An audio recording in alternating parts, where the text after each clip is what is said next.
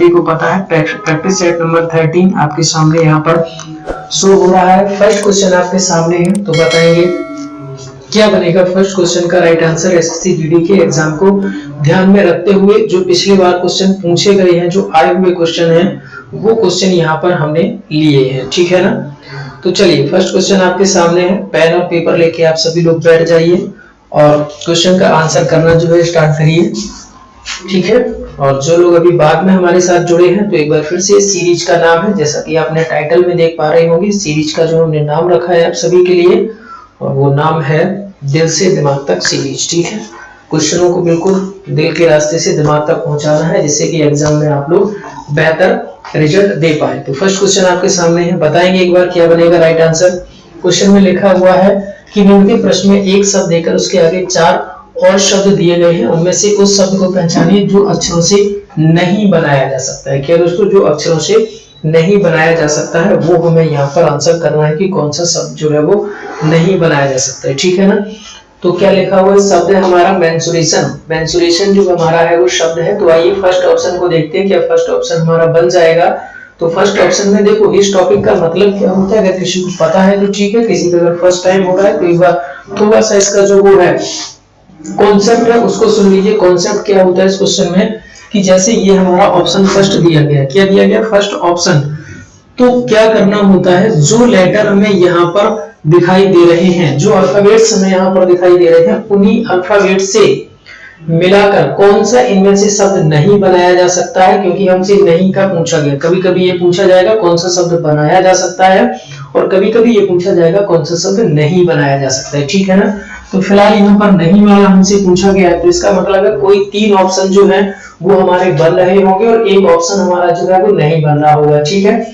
तो यहाँ पर जैसे हमने देखा कि ANTERIO, तो देखो ये रहा ANTERIO, यानी कि ये भी हम लिख सकते हैं, ये भी हमारा लिख जाएगा और ये भी हमारा लिख जाएगा, लेकिन ऑप्शन नंबर हम 4th को नहीं लिख पाएंगे। अब देखो 4th नंबर ऑप्शन को हम क्यों नहीं लिख पाएंगे, तो 4th नंबर ऑप्शन को इसलिए नहीं लिख पाएंगे कि यहाँ पर मेंसुरेशन में हमारे पास केवल एक एम है, ठीक है ना। मेंसुरेशन में हमारे पास केवल सिंगल एम है, एक एम है, और जबकि हमारा चौथा ऑप्शन है जिसमें लिखा है स्मैकमैन, वहां पर हमारे 2 एम है, तो एक एम को 2 एम में हम कैसे कन्वर्ट कर सकते हैं, बिल्कुल नहीं कर सकते हैं ना। तो ऑप्शन नंबर 4th जो है वो हमारा नहीं लिखा जा सकता है, क्योंकि उसमें हमें 2 एम की जरूरत है, और बड़े शब्द में जो हमारा मेन वर्ड दिया गया है उसमें हमारे पास केवल एक ही एम है। तो जितने अल्फाबेट होंगे, किसी भी अल्फाबेट को अगर एक बार आया हुआ है तो एक बार यूज कर सकते हैं, 2 बार आया हुआ है तो 2 बार यूज कर सकते हैं, यानी कि कोई भी अल्फाबेट जितनी बार आया होगा उतनी बार यूज कर पाएंगे, ठीक है ना। तो एम यहाँ पर बड़े शब्द में केवल एक बार था, यहाँ पर 2 बार है, तो इसको हम नहीं कर सकते, ठीक है ना। चलिए नेक्स्ट अगले क्वेश्चन की तरफ बढ़ते हैं। क्या है नेक्स्ट क्वेश्चन नंबर 2 आप सभी के लिए। तो ये रहा क्वेश्चन नंबर 2 आपके सामने। निम्नलिखित प्रश्नों में एक शब्द देकर उसके आगे 4 और शब्द दिए गए हैं, तो उनमें से उस शब्द को पहचानिए जो इस अक्षर से नहीं बनाया जा सकता, और शब्द हमारा क्या है, सप्लीमेंट्री, ठीक है। तो अब हमें देखने की सप्लीमेंट्री में जो हमारे अल्फाबेट्स आए हुए हैं, उन अल्फाबेट से कौन सा शब्द यहाँ पर हम नहीं लिख सकते हैं। तो देखो एंट्री की बात करें तो एंट्री हमारा देखो ये लिखा ही हुआ है, क्या लिखा है, एंट्री, तो इसको तो हम लिख सकते हैं। दूसरा हमारा शब्द क्या लिखा हुआ है, परलेसी, यानी कि PERLESY, तो देखो PERSE और उसके बाद क्या है हमारा Y, तो ये हम लिख सकते हैं ना, ठीक है ना। अगला हमारा क्या है, इंस्ट्रो, EMEN, ठीक है, STRU, ठीक है, लिख सकते हैं। अगला क्या है, एलिमेंट, तो देखो ये हमारा गलत हो गया, यहाँ पर E हमारे पास मैक्सिमम कितना है, 2, और यहाँ पर E हमें कितने दिखाई दे रहे हैं, 3। तो ऑप्शन नंबर 4th जो है वो हम नहीं लिख सकते हैं, क्योंकि ऑप्शन नंबर 4th को लिखने के लिए हमें 3 E की जरूरत पड़ेगी, और हमारे पास केवल E जो है वो कितने अवेलेबल हैं, ओनली 2। तो ऑप्शन नंबर 4th जो है वो यहाँ से दोस्तों हमारा राइट आंसर हो जाएगा, ठीक है ना। चलिए इसी के साथ आगे बढ़ते हैं नेक्स्ट क्वेश्चन की तरफ।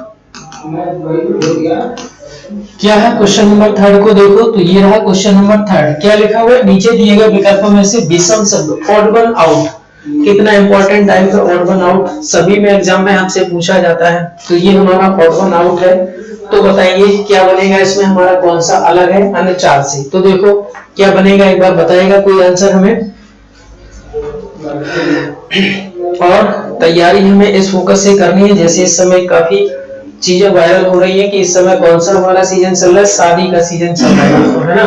तो शादी का सीजन चल रहा है, जैसे ही शादी का सीजन स्टार्ट हुआ था तो एक कहावत वायरल हुई थी क्या, कि अब वो टाइम आ चुका है, जो कौन सा टाइम आ चुका है शादी सीजन में, वो टाइम हमारा यहाँ पे आ चुका है कि जो प्यार करने वाले की बात की गई थी कि जिनकी जो है बेरोजगार लड़कों की जो मोहब्बत है उनको कौन ले जाएगा, रोजगार वाले, यानी कि जिनके पास नौकरी है वो जो है हमारे बेरोजगार दोस्तों की, बेरोजगार भाइयों की जो है वो गर्लफ्रेंड को ले जाएंगे, है नहीं।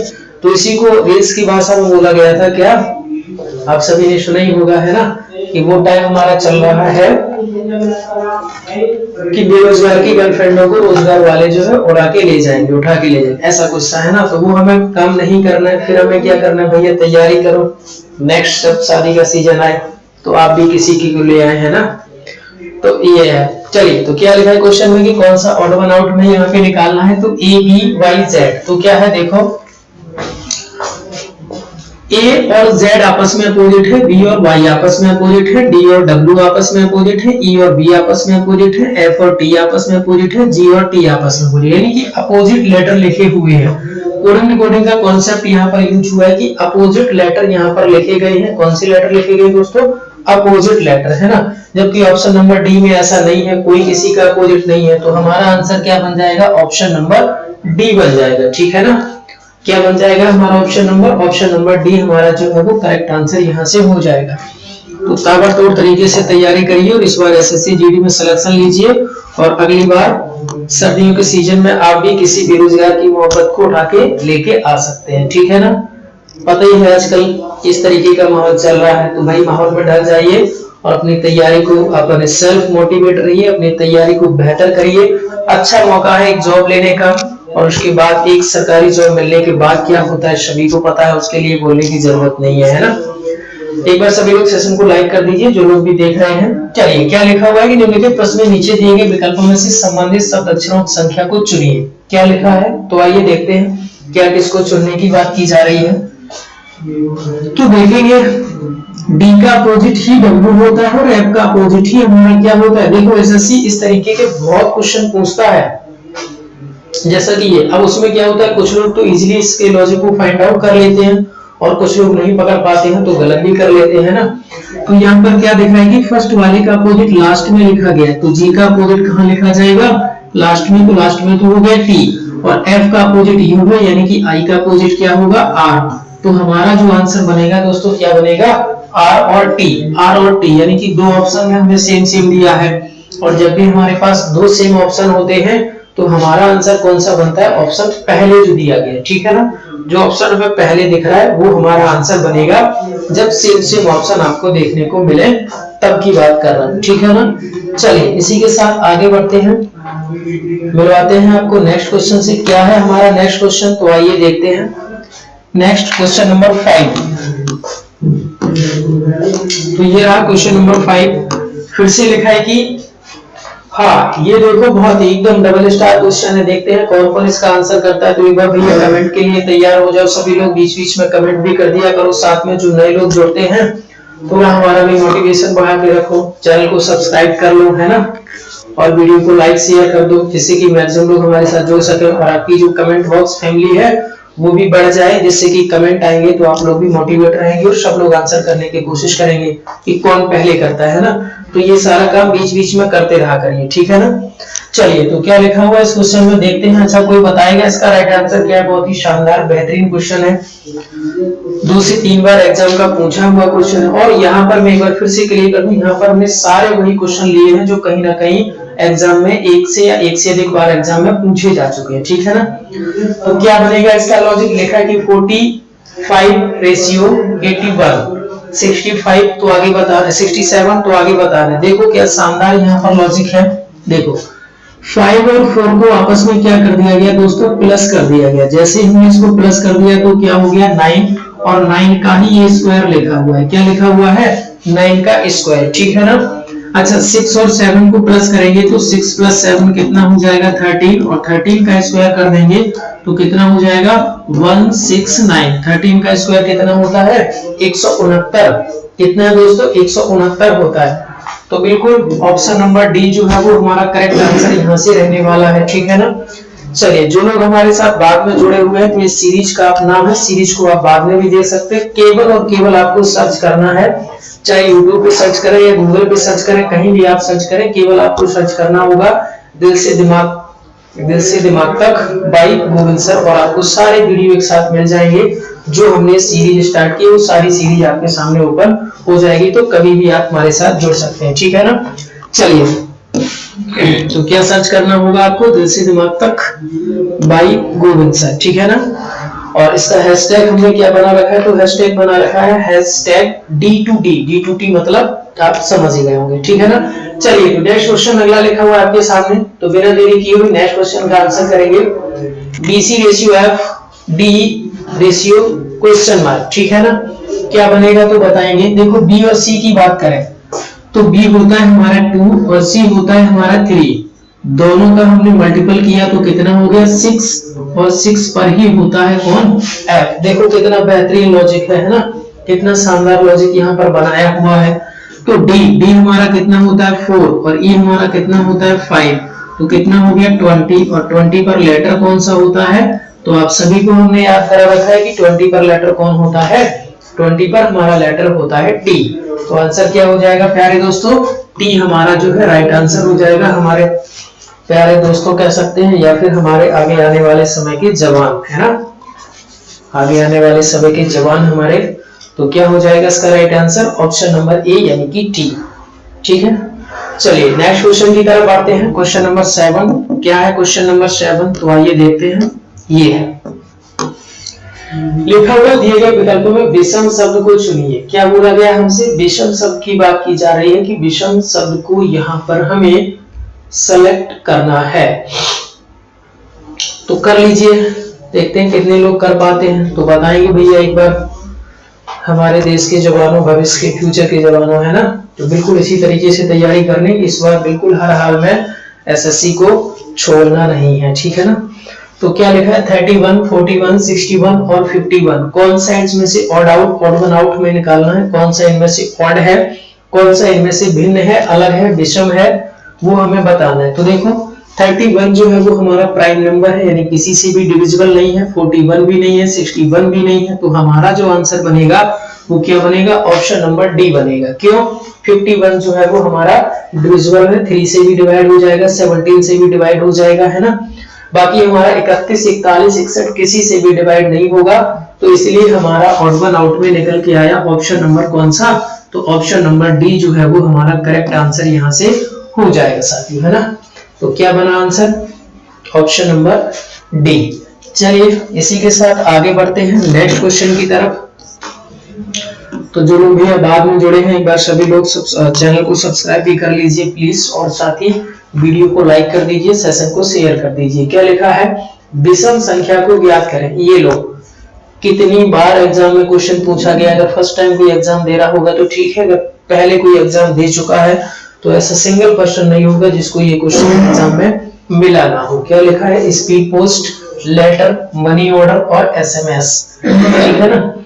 तो क्या बनेगा इसका हमारा आंसर, देखो स्पीड पोस्ट, लेटर और मनी ऑर्डर ये हमारे क्या है, ऑफलाइन मोड है। इनको हम क्या कह सकते हैं, ऑफलाइन मोड है, यानी कि लेटर पर जो पहले हमारा होता था अंतर्देशीय कार्ड, लेटर वाला पैटर्न है, ऑफलाइन पैटर्न है, ओल्ड पैटर्न है। एसएमएस हमारा क्या होता है, इलेक्ट्रॉनिक, है ना, इलेक्ट्रॉनिक। तो ये हो गया हमारा एसएमएस। ओके, तो आंसर क्या हो जाएगा इसमें, ऑप्शन नंबर डी हमारा जो है वो इलेक्ट्रॉनिक है, बाकी सभी हमारे ऑफलाइन मोड है, ऐसे कह सकते हैं। तो आंसर हो जाएगा हमारा ऑप्शन नंबर डी। तो 8 का क्या आंसर बना दोस्तों, option number D correct answer यहां से हो जाएगा। ये लो ब्लड रिलेशन का बेहतरीन शानदार क्वेश्चन, ऐसी कोई बुक नहीं जहां पर ये क्वेश्चन हमें ना दिया गया हो, ऐसा कोई एग्जाम नहीं जहां पर ये क्वेश्चन ना पूछा गया हो। तो वही क्वेश्चन की हम यहाँ पर प्रैक्टिस कर रहे हैं। कभी कभी सेम क्वेश्चन भी एग्जाम रिपीट हो जाते हैं, कभी कभी उस पैटर्न पर, तो हमें पैटर्न भी पता होना चाहिए और सेम क्वेश्चन तो होना ही चाहिए, क्योंकि कभी भी रिपीट हो सकता है। तो उन्हीं में से ये क्वेश्चन है। इसको बिल्कुल मैं यही कहूंगा कि 5 स्टार और 6 स्टार और 7 स्टार क्वेश्चन है ना। कौन सा क्वेश्चन है? 7 स्टार क्वेश्चन भी इसको हम कह सकते हैं। इतना बेहतरीन शानदार क्वेश्चन है। तो क्या कोई इसका आंसर बताएगा? एक बार फिर से जो लोग अभी बाद में जुड़े हुए हैं, तो एसएससी जीडी के लिए दिल से दिमाग तक सीरीज बाय गोविंदसर रीजनिंग में आप सभी का बहुत बहुत स्वागत है। टाइम से आप सभी लोग जुड़ जाएंगे। 3 बजे से आपका सेशन स्टार्ट होता है और 5 से 6 बजे तक का सेशन रहता है। कभी रीजनिंग पहले आ जाती है, तो कभी मैथ पहले आ जाता है, तो कभी जीएस पहले आ जाती है। ठीक है ना? ठीक है, तो क्या बनेगा इसका आंसर? आइए इसको भी एक बार सॉल्व कर देते हैं। इसका आंसर क्या बनेगा? इसका आंसर बनेगा बाई 5 नहीं, बाई। क्या बनेगा आंसर? बाई इसका आंसर बनेगा, है ना। तो कितने लोगों का बाई आंसर बन चुका है? क्या कोई कमेंट करके बताएगा हमें कि बाई 5 नहीं, बाई आंसर किसका बना है ना? बाई। देखते हैं क्या है क्वेश्चन। लिखा है कि x और y जो है वो भाई भाई है। x और y क्या है? दोनों के दोनों भाई भाई हैं। तो ये हो गए हमारे x और y, दोनों भाई हैं, तो ये भी प्लस और ये भी प्लस। अच्छा, इसका अगर किसी को ब्लड रिलेशन का कॉन्सेप्ट पता नहीं है, तो आप चैनल पे जाके सर्च करके देख सकते हैं, blood relation by Govind sir या blood relation by Shiv Govind Singh sir, है ना। तो वहां पे आपको मिल जाएगा सारे टाइप के। हमने बेहतरीन तरीके से एक एक कॉन्सेप्ट को क्लियर किया है, बिल्कुल जीरो से एडवांस तक कुछ भी नहीं छोड़ा है। आप लोग जाके देख सकते हैं, ठीक है ना। आगे लिखा है कि आर वाई का पिता है। आर जो है वो क्या है? पिता है। किसका? वाई का। तो आर जो है वो पिता हो गए किसके? वाई के, है ना। यही तो बोला था कि आर जो है वो कौन है? पिता है किसके? वाई के। अब लिखा हुआ है कि एस जो है वो टी का भाई है और एक्स का मामा। अच्छा, मामा किसका है? एक्स का। एस जो है वो टी का तो भाई है और ये मामा किसका है? एक्स का। अच्छा, एक्स के मामा कब होंगे? पहले तो एक्स की हमें माँ पता चले और माँ का एक भाई होगा, वो होगा कौन? एक्स का मामा। तो यही तो बोला गया है कि जो एस है वो टी का भाई है, तो टी हमारा कहां पर हो जाएगा? टी हमारा यहाँ पे हो जाएगा, है ना। ये हो गया टी और ये हो गई एक्स की माँ, और इनका भाई हो गया कौन? तो इनका भाई हो गया एस और ये इनका हो गया भाई। अच्छा, यही तो बोला था कि एस जो है वो टी का भाई है और एक्स का मामा है। अब x और y भाई भाई थे, y के पिता है r और x की माँ है t, और x और y भाई भाई हैं, तो t और r में क्या रिलेशन हो गया? पति पत्नी वाला हो गया, यानी कि वाइफ वाला हो गया, जिसको हमने बोला था वाई भाई, है ना। तो वाइफ वाला रिलेशन हो गया, वाइफ वाला। तो हमसे क्या पूछा गया क्वेश्चन में? t का r से। t का पूछा गया r से, तो एरो रहेगा ये। r से हमें किसको चेक करना है? t को। तो आंसर क्या बनेगा? वाइफ, यानी कि ऑप्शन नंबर बी, पत्नी। ठीक है ना। ऑप्शन नंबर बी जो है वो हमारा करेक्ट आंसर यहाँ से हो जाएगा दोस्तों, ठीक है ना। चलिए इसी के साथ आगे बढ़ते हैं, नेक्स्ट क्वेश्चन से मिलवाते हैं। क्या है next question? Question number 10। Question number 10। Question number 10 में लिखा हुआ है दोस्तों, नीचे दिए गए विकल्पों में से विषम ऑड वन आउट को हमें फिर से यहाँ पे पता करना है कि कौन सा हमारा ऑड वन आउट यहाँ पे है। तो बताइए क्या बनेगा इसका राइट आंसर? बताएगा कोई? ए होगा, बी होगा, सी होगा या फिर डी होगा? क्या कोई बताएगा इसका राइट आंसर क्या बनेगा? ऑप्शन नंबर 10 का। बहुत ही शानदार सेशन चल रहा है, आप सभी जोड़ना बिल्कुल मत भूला करिए। टाइम से आप सभी को जोड़ना है और डेली जोड़ना है, ठीक है ना। डेली कनेक्ट होना है।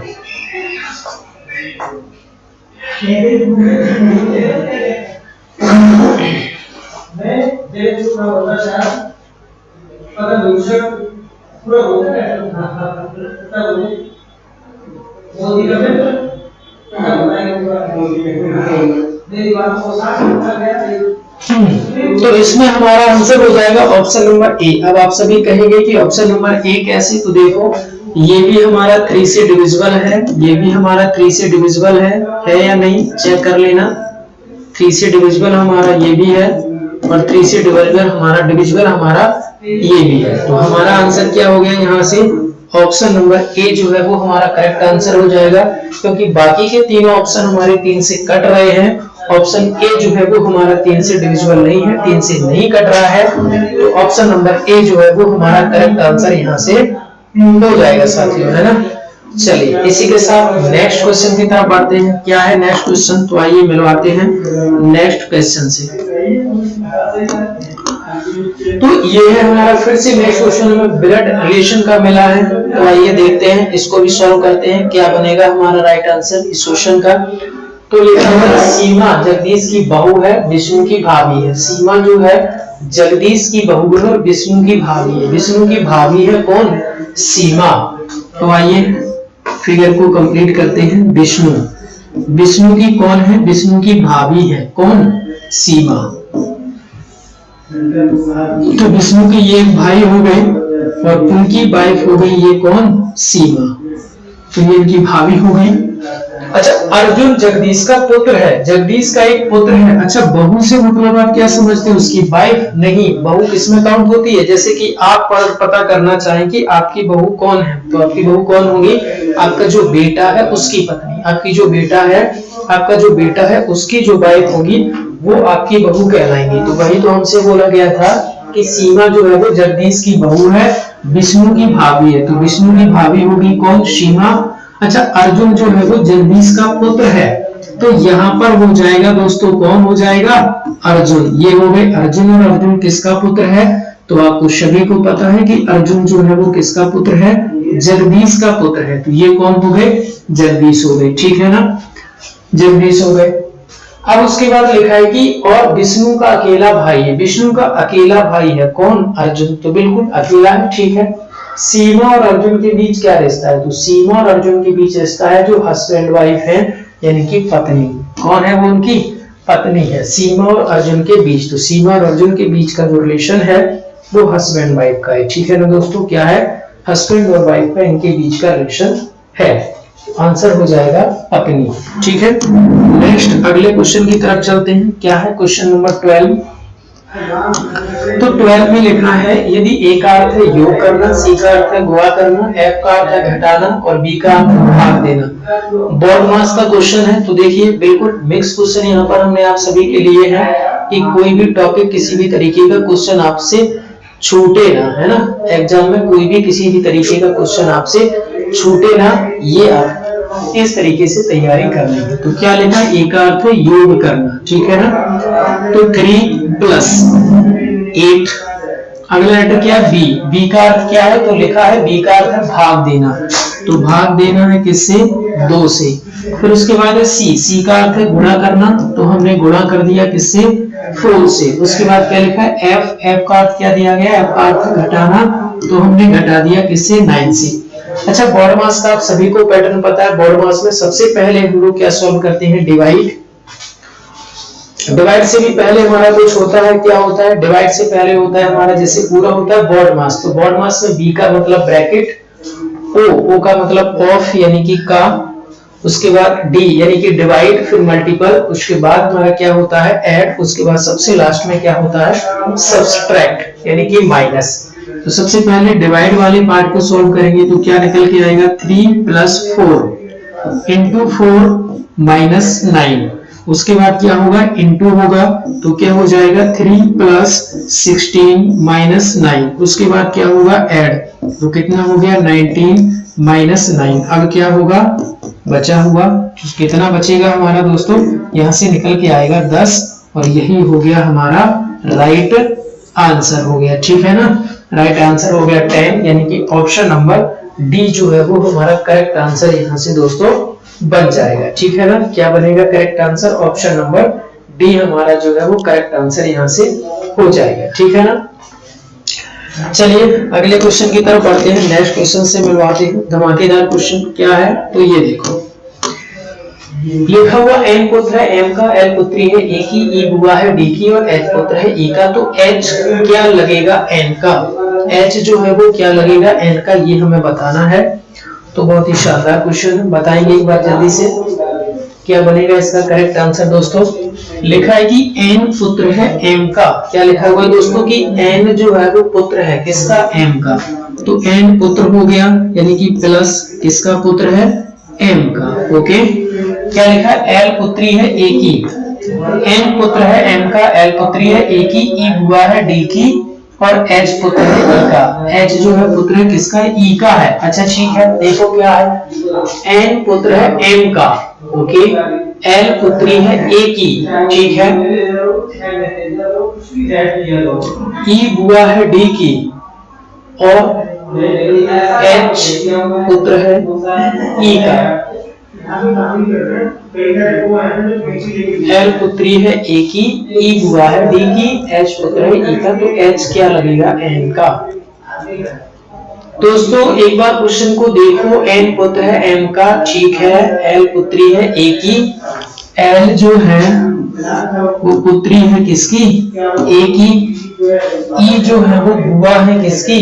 D की, और H पुत्र है E का, E बुआ है D की, D की बुआ है, यानी कि D के ये हो गए पिताजी, उनकी बहन हो गई यहाँ पे E, तो ये हो गई इनकी बुआ, ठीक है ना, ये कौन हो गई? ये इनकी हो गई बुआ, E बुआ है D की, ठीक है। आगे क्या लिखा? H पुत्र है E का, H जो है वो पुत्र है किसका? E का, E का पुत्र है कौन? H, ठीक है, ये हो गए। फिर क्या लिखा था? L पुत्री है A की, L जो है वो पुत्री है A की। क्वेश्चन में लैंग्वेज की प्रॉब्लम है, तो यहाँ पर इस क्वेश्चन को देखना पड़ेगा। ये क्वेश्चन हमें लग रहा है लैंग्वेज का यहाँ पे थोड़ा सा इशू है, नहीं बनेगा, है ना, क्योंकि किसी का डायरेक्ट में रिलेशन नहीं दिया गया है, तो इस क्वेश्चन को गलत करते हैं और आगे बढ़ते हैं, ठीक है ना।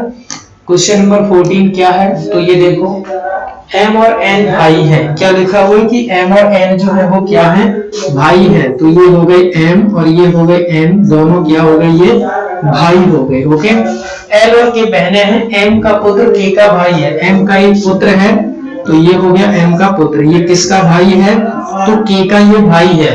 अच्छा, K और L में क्या रिलेशन है? L और K क्या है? बहनें हैं, तो L और K दोनों माइनस हो गई, ये बहनें हो गई, और इन दोनों का एक भाई है, वो कौन है? तो इन दोनों का भाई है ये, ठीक है। अब हमसे क्या पूछा गया? तो N तथा L में क्या रिश्ता है? तो N और L के रिश्ता की अगर हम बात करें तो उनके वो कौन हो जाएंगे? चाचा जी हो जाएंगे। क्यों हो जाएंगे? क्योंकि ये आपस में कौन है? भाई बहन है, और इन तीनों के लिए M कौन है? पिता, और M का भाई है N, और पिताजी के भाई कौन होते हैं? तो आप सभी को पता है, पिताजी के भाई होते हैं कौन? चाचा जी होते हैं, ठीक है ना, कौन होते हैं? चाचा जी होते हैं, ठीक है। चलिए अगले और आज के लिए लास्ट क्वेश्चन की तरफ बढ़ते हैं। तो ये है आपका आज का अगला प्रश्न, और क्वेश्चन नंबर 15, ठीक है ना। क्वेश्चन नंबर 15 फिर से हमारा रिलेशन का ही है, तो आइए इसको एक बार ड्रॉ करते हैं, और उससे अगला नेक्स्ट क्वेश्चन हो जाएगा, आप सभी का होमवर्क हो जाएगा दोस्तों। क्या हो जाएगा? होमवर्क हो जाएगा, है ना। तो क्या लिखा है? X Y की माता है, तो आइए देखते हैं। X जो है वो माता है किसकी? Y की, X Y की माता हो गई। Z जो है वो Y की बहन है, Z जो है वो कौन है? Y की बहन है, ठीक है, Y की बहन हो गई। और D जो है वो X का पिता है, D जो है वो कौन है? X का पिता, X के पिता हो गए कौन? D, तो ये उनके पिताजी हो गए, ठीक है। आगे क्या लिखा है? DX का पिता है, DX का पिता है, की माता है E, और उनकी भी माता कौन है? तो उनकी भी जो माँ है वो कौन है? E है, ठीक है। तो पूछा गया, तो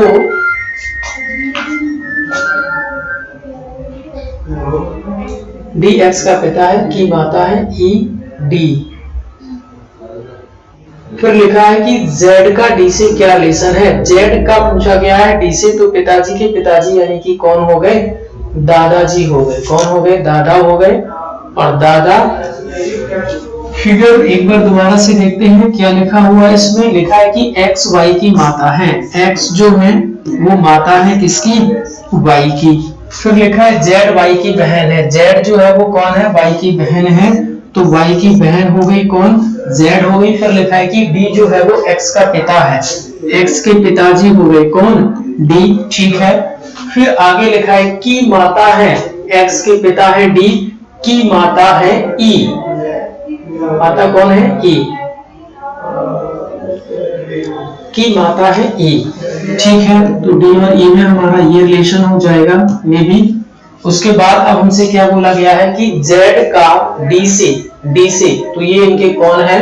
तो ये इनकी पोती है, तो आंसर क्या हो जाएगा? ऑप्शन नंबर डी, ये इनकी पोती हो जाएगी, ठीक है ना। कौन हो जाएगी? ये इनकी, आंसर हो जाएगा ये इनकी पोती हो जाएगी, ठीक है। चलिए क्वेश्चन नंबर 16 की तरफ बढ़ते हैं, देखते हैं क्या है 16 क्वेश्चन। तो बॉड मास का है। चलिए आइए इसको भी खत्म ही कर देते हैं। क्या लिखा हुआ है एक बार देख लेते हैं। तो 15 इंटू की जगह पे हमें क्या लिखना है, तो आगे लिखा है कि इंटू का अर्थ है डिवाइड, तो डिवाइड बाय कितना हो गया 3 से आगे क्या है प्लस, प्लस का अर्थ क्या है गुणा करना, तो प्लस का अर्थ हमने यहाँ पे क्या कर दिया दोस्तों गुणा करना है, क्या है गुणा करना, तो 3 इंटू क्या हो जाएगा 4। अगला साइन मिला किसका डिवाइड का, तो डिवाइड का अर्थ क्या दिया गया, डिवाइड का अर्थ है घटाना, तो हमने घटा दिया कितना 2, फिर लिखा है माइनस, और माइनस का अर्थ क्या है, माइनस का अर्थ है जोड़, यानी कि ये कितना हो गया दोस्तों 3 हो गया। ओके चलिए सबसे पहले क्या सोल्व करते हैं, डिवाइड 5 इंटू 4 माइनस 2 और प्लस का कितना 3। अब क्या हो जाएगा 5 4 जा हो जाएगा 20 माइनस 2 और प्लस का कितना हो जाएगा 3। अब ये प्लस का है ये प्लस का है, तो दोनों को हमने प्लस कर लिया, कितना हो गया 23 माइनस 2, तो आंसर हमारा क्या हो जाएगा दोस्तों 21। ऑप्शन नंबर सेकंड जो है वो हमारा करेक्ट आंसर यहाँ से हो जाएगा। ठीक है ना, क्या हो जाएगा 21 करेक्ट आंसर हो जाएगा। चलिए ठीक है, अगला क्वेश्चन जो है वो आप सभी का होमवर्क रहेगा, क्वेश्चन नंबर 17।